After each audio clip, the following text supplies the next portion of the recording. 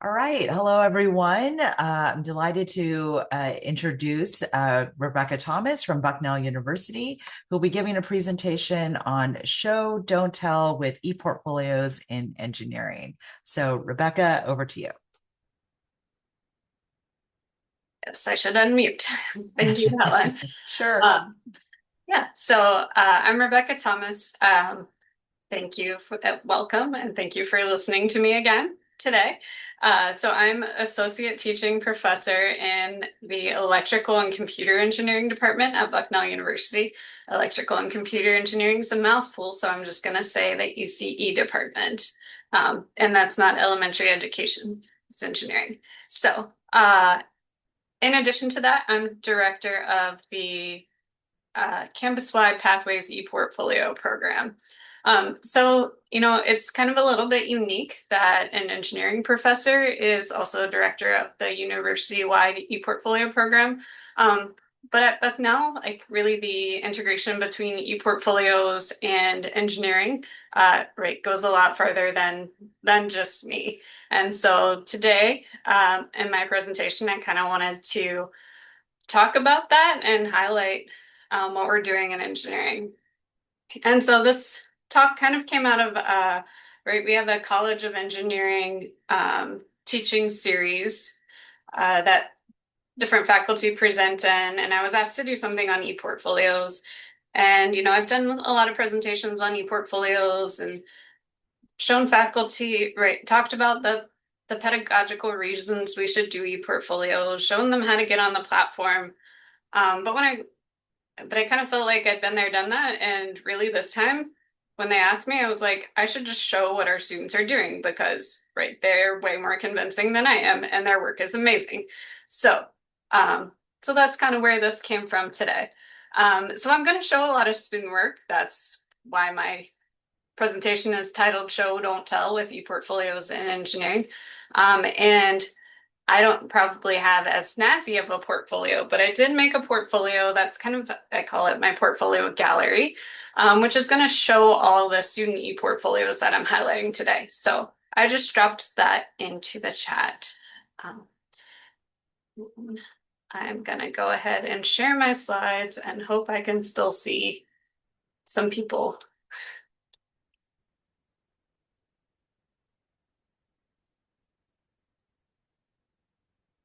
All right, great. Let me get the chat out of here too. That's fantastic. Okay. My journey into ePortfolios started as a PI on an NSF grant that was with with several other faculty in my department. And ePortfolios are a primary activity, right, in this grant on revolutionizing engineering education. So we use them to encourage students to construct their own stories during their process of becoming engineers. And we're kind of tying this into McGolda's concept of self-authorship. So in the ECE department, kind of when we got this grant, we've been incorporating ePortfolios into a lot of our courses since fall of 2021. And we started with a couple of our design courses and then expanded it into, just different, both required and elective technical courses. But because we wanted to see even deeper integration and kind of cross course reflection and reflection that, wasn't bound to a semester in a course context, we are now rolling out a new course structure that's centered entirely around developing student agency, reflection, and e-portfolios. And so it accumulates to a full course credit, but students are engaged with this experience every semester. And so in addition to all of that we're doing just in my department, in the EC department, ePortfolios have been adopted into our first year engineering course that all engineering majors take their first semester on campus, and the biomedical engineering department's doing great work on ePortfolios. All right, so I dropped this link in the chat, but if you want to grab a QR code, it takes you to the same gallery that I've created. And also on all the slides, I have direct links to the ePortfolios. I think I'm not going to drop those all in the chat unless you need them. So kind of going through that gallery link, I think will be the easiest way to navigate. But if you have trouble getting to anything, just let me know. So when I started thinking about how students use ePortfolios, I kind of thought about these two different case studies. And so and I've called them Pathway 1 and Pathway 2. So Pathway 1 shows a single student experience where the student had 3 different courses that integrated ePortfolio. So they were doing an ePortfolio in a course at least every year. And then they kind of pulled from those courses and created a showcase portfolio. Pathway 2 shows that doing ePortfolios in multiple courses is a benefit, but is not strictly a necessity, right? So students that only see ePortfolios briefly in a course can still see the value of ePortfolios. And sometimes they're the ones that go on and independently create the showcase portfolio that highlights the additional things, projects and courses and research that they're doing. So the students I'm going to highlight in Pathway 2 all took my ECAG 205 course, so I was the professor that introduced them. But this is a course that mechanical engineering students take, and it is their only course with any electrical and computer engineering content. So there's a lot of content that I have to cover, and I do introduce ePortfolios, but it's a rather small portion of the class. I do a little bit in the beginning and in the end of the semester. They kind of bookend our semester, right? But it's not a constant process that we're doing during the semester, unfortunately. All right, so Pathway 1, for this, I'm highlighting the work of computer engineering alum Clea Ramos. Right, and as I mentioned, she did ePortfolios and several ECE courses. So this first portfolio that I'm showing is from her first year design course. So the ePortfolio happens in a module where students explore their newly chosen major, and we're encouraged to relate their personal interest to potential career paths, right, that are opened up through the major. So this is only part of what's going on in this class, right? It's a first year design course, so they're learning some technical skills that they'll need to complete the design project, kind of alongside with this happens kind of in parallel. So it's a bigger part of this course than the other one I mentioned, right? Students do several assignments. You can kind of see what they are here on the slide. They're listed in several,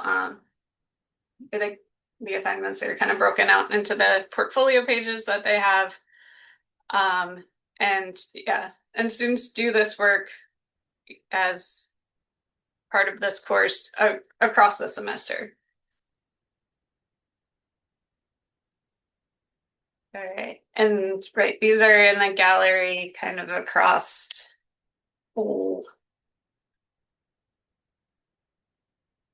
I won't do it. I'm messing things up. All right. But the first row in the gallery has all of Clea's portfolios. So kind of moving from left to right, the second portfolio should be labeled ECAG 240. And so moving to the second year, Clea created this portfolio as part of a required technical course. This ePortfolio was created near the end of the semester, so it wasn't something that was integrated all throughout the course, but it focused specifically on an end of semester course project. But the portfolio is, somewhat interesting, right? It does cover the technical aspects of the project you'd expect, but it also can ask students to connect it to the course and their personal relevance.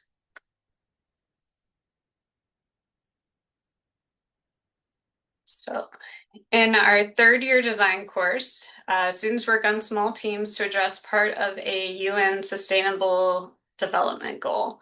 So the focus on this semester of design work is on kind of the problem analysis and framing the problem context.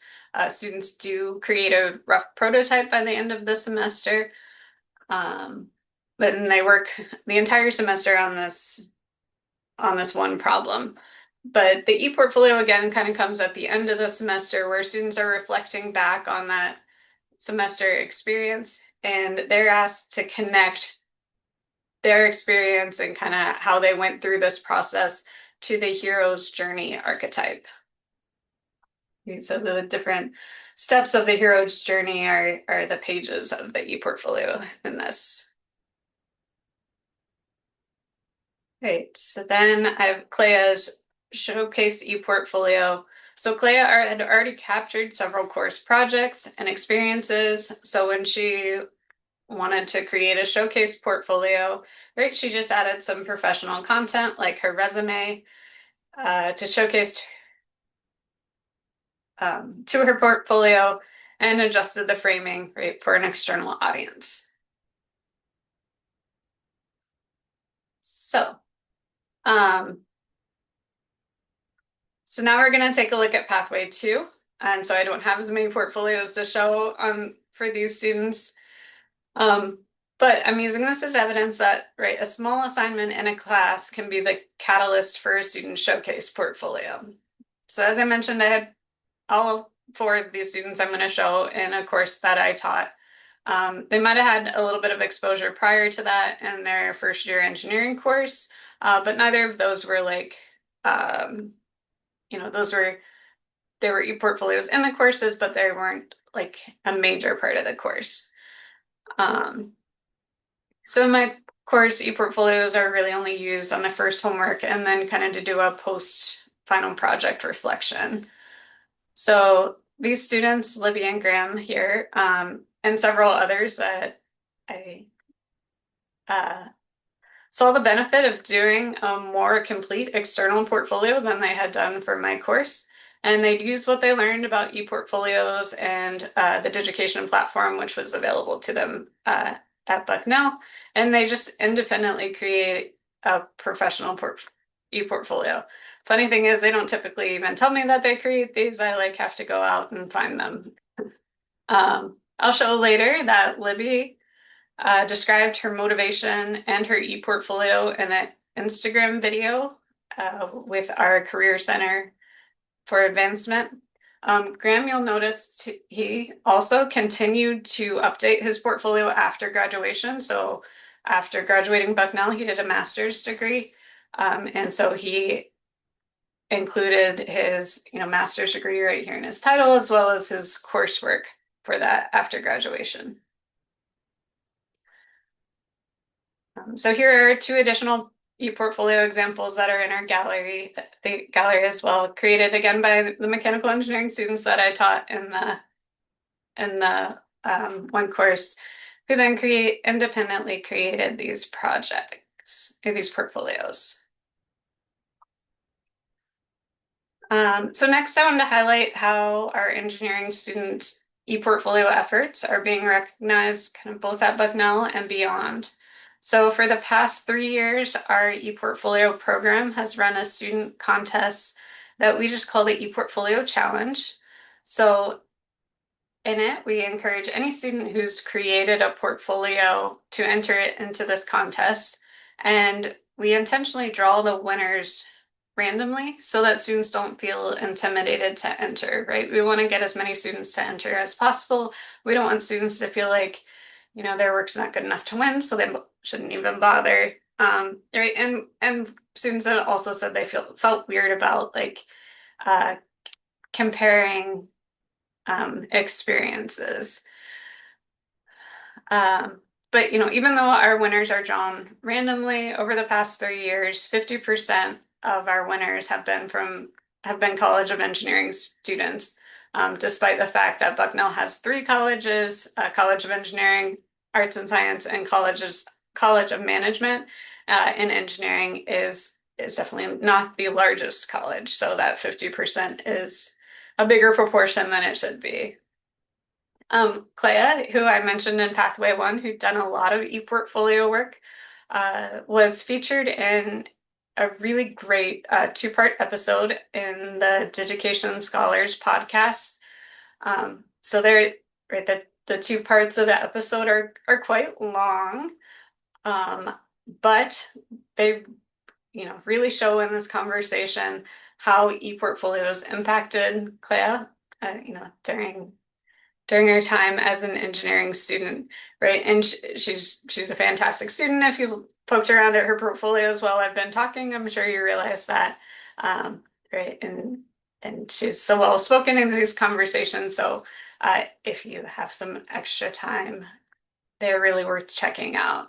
And then, as I mentioned earlier, Libby was featured by the Bucknell Career Services on their Instagram page. And that's a real quick video if you don't have time for the full episode podcast. You can check out, the couple-minute Instagram video of an engineering student talking about why she created an ePortfolio and how it helps her stand out to employers. So we've looked at the ePortfolios themselves, but what do students actually think? So I've got some quotes here. Libby emphasizes that making an ePortfolio gave her a chance to showcase her hands-on experience while pursuing her degree. Clea highlights the value of having a tool to reflect and record learning processes over the years. And Connor points out the practical applications of using his ePortfolio and internship applications to show evidence of what he's been building and working on. Other students echo these statements. One student mentioned using it specifically to prepare for internships again, while a first-year international student noted that it showed their engagement in different types of activities and their personal growth at Bucknell. So they value having a platform that connects their academic work and with their own journey. And then it's not just the students who find value in ePortfolios, and I know I'm really preaching to the choir here, but it's also great to hear our faculty say really positive things about their experiences using ePortfolios. So on the screen, I've provided quotes from a few engineering faculty that have used ePortfolios in their course, right? And maybe the first one is one we all need to revisit every now and then. That mentions how a well-done ePortfolio can restore the faith of what we do in the classroom makes a difference in students' lives.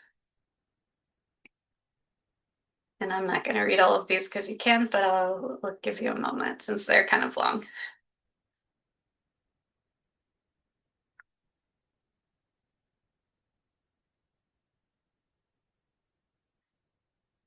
All right.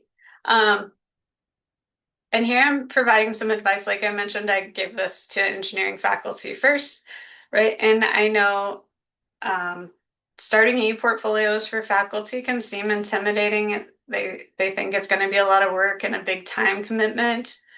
But I try to give them this advice and encourage them that it really doesn't have to be this big commitment and time sink, and that they should just start small, start with one existing assignment and adjust it for an ePortfolio, right? And later they can see those results and iterate to improve or expand, right? How they're using ePortfolios.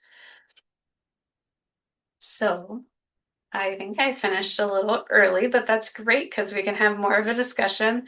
So thank you all so much for your time. The link to the engineering gallery, maybe I will drop it back in there again in case anybody joined while I was talking. So it's in the chat and includes more examples that I didn't have time to highlight today. My contact information is up on this slide, so if I would love to connect, love to talk about ePortfolios. But right now, I'd love to hear your thoughts and questions. Great. Thank you so much, Rebecca. I have a question just to get us started, and anyone else, feel free to raise your hand as well as unmute or go ahead and pose your question in the chat.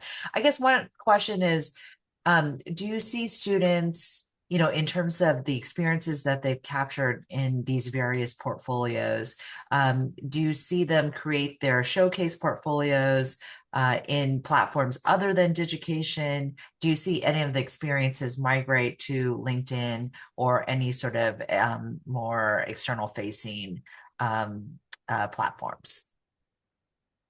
Um, a little bit, yeah. We always encourage students to just link their portfolios on LinkedIn, right? Okay. So, right, they don't have to change them out of the Digication platform, Hmm. but they can add them as a featured link. So anybody that goes to their LinkedIn page can access them by clicking a link. Sure. I have had students kind of transition just to some other platforms. Yeah. Just because they preferred some other platforms. And Right. I think maybe because AI like better integrates with some of those. Mm-hmm. Um, I'm trying to think off the top of my head. And I've seen that more kind of recently with like our most recent ePortfolio challenge.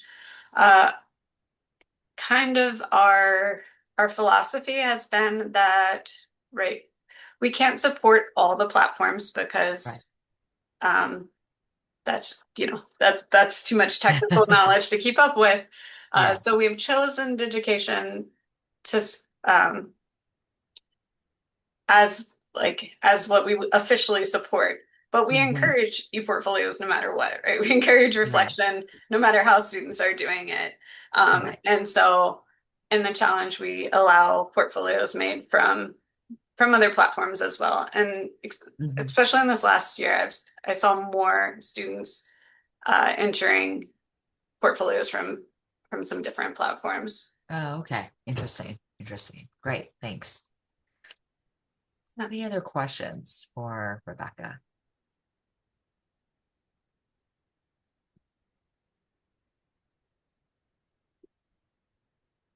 Comments, any observations from your own institutions, whether you've worked with STEM students? I mean, I think really presents an interesting perspective that we don't always get a chance to hear. So would have loved to hear any thoughts.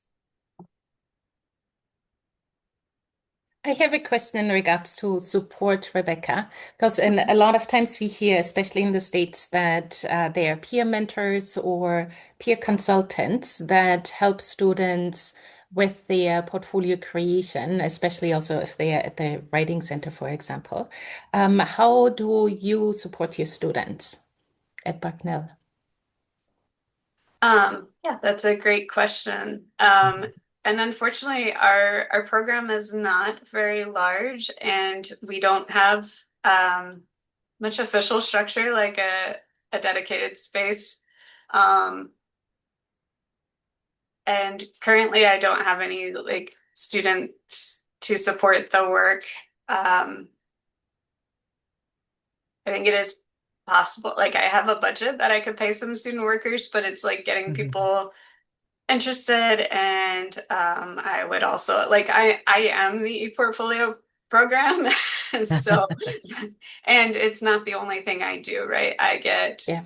a couple course release, but the bulk of my time is still teaching engineering courses. So Mhm. I feel pretty limited in what I can do. So Yeah. yeah, How do you then first, support how do you then support your students? Do you have primarily written material for them or some video resources, or is it that, yep, students figure it out on your own? Because of course not everybody has a huge pool of, yeah, I guess nobody has a huge pool of people available that they can tap into. So no apologies needed. It's a huge yeah. lift on your side, kind of stemming that on your own and getting faculty interested in it, as well as then your students. And so I found it even more amazing that you're also running the ePortfolio challenge and kind of find really cool ways of engaging the students in their portfolio work. So kind of what, in your limited capacity that you have available, what sort of support can you provide? What has worked for you so far? Yeah. Yeah. Thank you so much for saying that.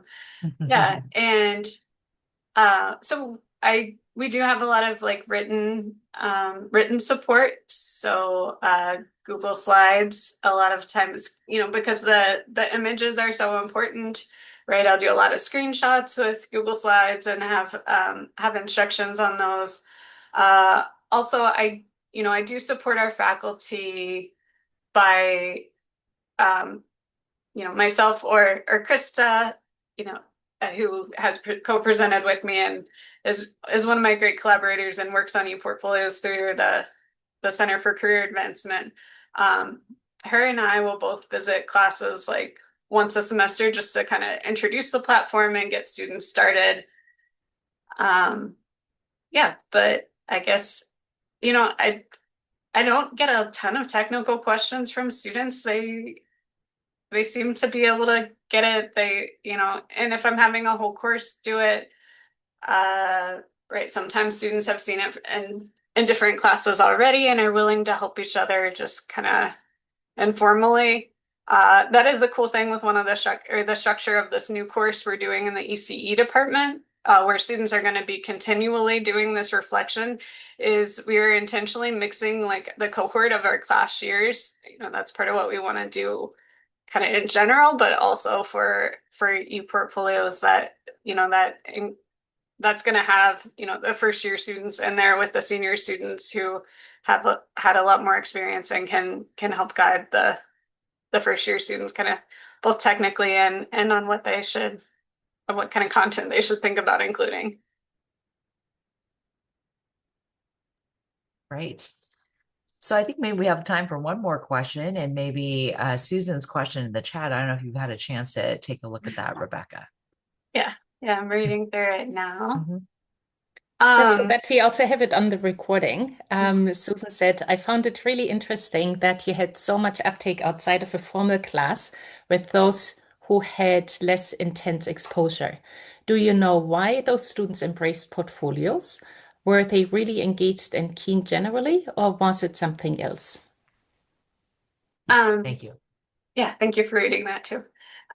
So you do get part of that, I think, if you watch Libby's Instagram video on why she wanted to do it, but she felt like she didn't have enough maybe kind of involvement in student organizations, but she had worked on a lot of projects within her courses, so she really wanted a place to highlight those.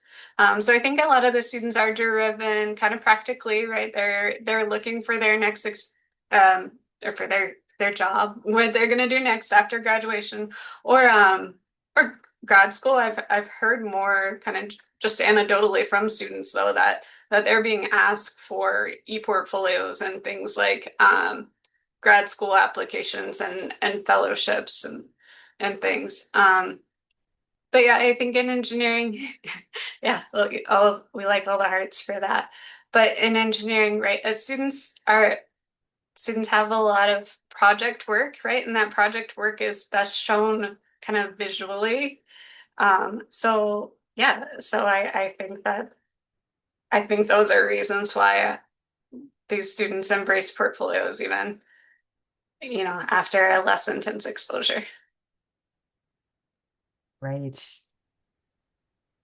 Thank you from Susan. All right. Well, I think on that note, I think we're pretty much at time. Rebecca, thank you so much for sharing these fantastic examples and for making the gallery available to all of us to be able to explore further.